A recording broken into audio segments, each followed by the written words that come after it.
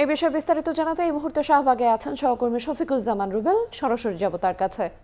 রুবেল, হাড়ভাঙা শীতের মধ্যেও আপনারা জানেন যে শরীফ ওসমান হাদির শুধুমাত্র শরীফ ওসমান হাদির হত্যাকারীদের বিচারের দাবিতে রাতভর এই শাহবাগ চত্বরেই, যেটা শরীফ ওসমান হাদি চত্বর ইতিমধ্যেই রূপান্তরিত হয়েছে, সেখানে অবস্থান নিয়েছেন ইনকিলাব মঞ্চের নেতাকর্মী সহ ছাত্র জনতা। এই যে কয়েকদিন যাবৎ যেই প্রচণ্ড শীত পড়ে, সেই ঠান্ডার মধ্যেও আমরা দেখেছি যে সারা রাত তাদের এখানে অবস্থান ছিল।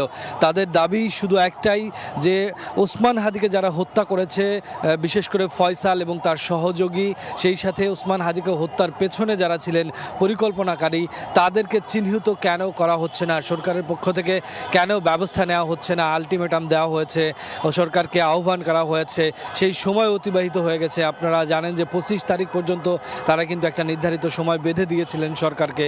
সেটি অতিবাহিত হয়ে যাওয়ার পরেই মূলত সর্বস্তরের মানুষ এবং ইনকিলাব মঞ্চের ডাকে কিন্তু এই শাহবাগ চত্বরে কালকেই এসে উপস্থিত হয়। তারা সারা রাতে এখানে অবস্থান করে। এখনও কিন্তু আপনারা দেখতে পাচ্ছেন যে কম্বল মুড়িয়ে কিন্তু এখানে তারা অবস্থান করছেন। এই কনকনের শীতের মধ্যে কষ্টটা অতিবাহিত করার পিছনে একটাই কারণ, ওসমান হাদিকে ধারণ করা, ওসমান হাদিকে যারা নির্মমভাবে হত্যা করেছে, তাকে যারা তার কণ্ঠ যারা রোধ করে দিয়েছে, তাদেরকে এ রাষ্ট্র কেন বিচারের মুখোমুখি করছে না, কেন কোন জায়গায় তাদের কোন বিচারের কোন ফাঁক ফোকর দিয়ে তারা রেহাই পেয়ে যাচ্ছেন, এই বিষয়টি তারা বলছেন। আপনারা জানেন যে এই 12 তারিখে যখন ওসমান হাদি তিনি জুমার নামাজ শেষে প্রচারণা চালান, তখন তাকে সন্ত্রাসীরা গুলি করেন এবং তাদের মধ্যে ইতিমধ্যেই চিহ্নিত হয়েছেন ফয়সাল, যিনি সন্ত্রাসী সংগঠন, নিষিদ্ধ সংগঠন ছাত্রলীগের নেতাও ছিলেন। এই যে দীর্ঘদিন হাদিকে র্যাকি করে তাকে পরিকল্পিতভাবে হত্যা করে দ্রুত পালিয়ে যাওয়া, আমরা জানি ইতিমধ্যেই বিভিন্ন সূত্রে যে ফয়সাল ভারতে পালিয়ে গিয়েছেন।